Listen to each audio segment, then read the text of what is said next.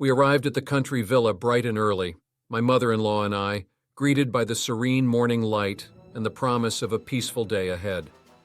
The journey there was a breeze with no traffic to contend with, allowing us to enjoy the scenery and each other's company uninterrupted. The cool air wrapped around us like a comforting embrace, making the drive all the more pleasant.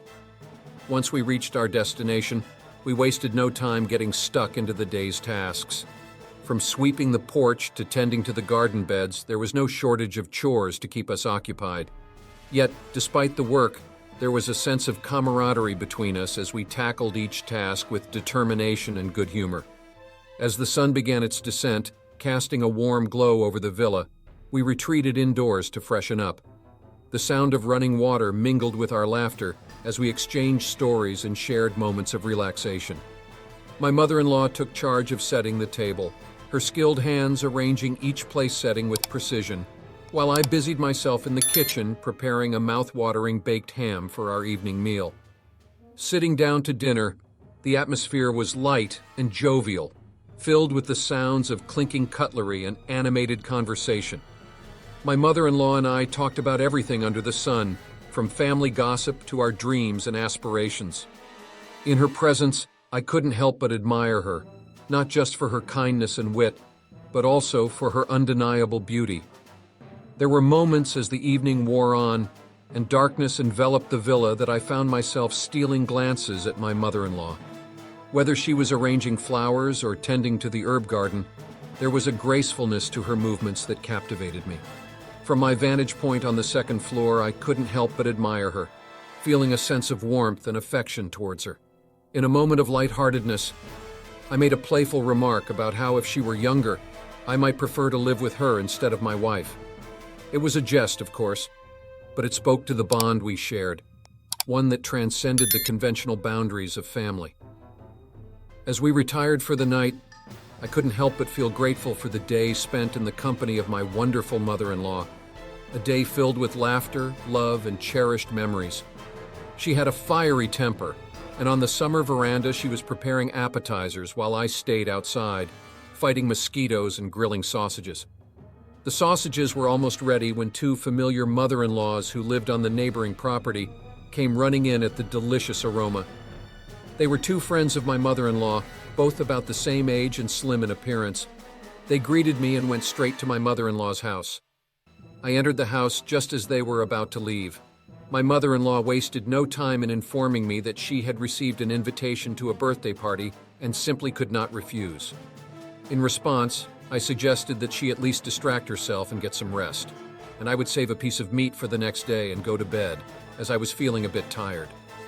Without delaying, my mother-in-law hurriedly dressed while I discreetly slipped $1.50 into my pocket and went upstairs, bringing a bottle of champagne and a few pieces of meat with me.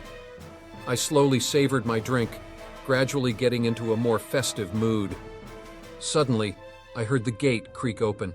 It was my mother-in-law accompanied by her friends, whom she thanked profusely for a delightful evening. From the sound of her voice, she had clearly enjoyed herself.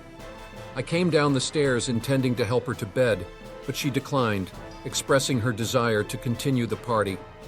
Naturally, I welcomed such a lively mother-in-law, as I was not averse to having fun myself. We sat down at the table and started talking about various topics. My mother-in-law confessed her loneliness to me, and I gave her a helping hand and poured her another drink. Suddenly she exclaimed, "Why are we just sitting here? Let's put on some music and dance." Without thinking, I chose a slow tune, took my mother-in-law's hand, and we began to dance. As we moved together, my mother-in-law snuggled closer and closer to me.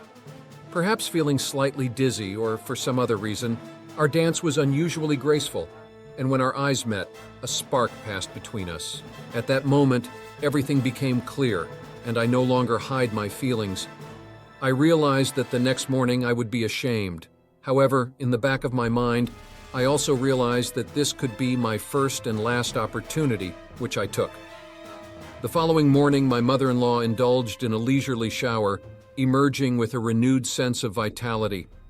Though a faint trace of our night of dancing lingered in her steps, she confessed to being unable to recall what transpired after we returned to the house.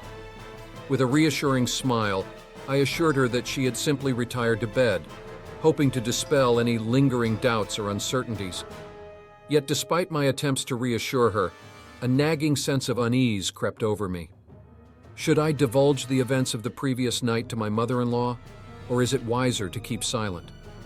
The prospect of her recollecting what truly occurred fills me with apprehension, fearing the guilt and regret that may follow. I find myself torn, grappling with the weight of this decision and its potential consequences.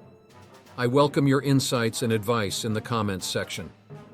Should I confront the truth and risk causing distress, or maintain the facade of ignorance to spare both my mother-in-law and myself from anguish?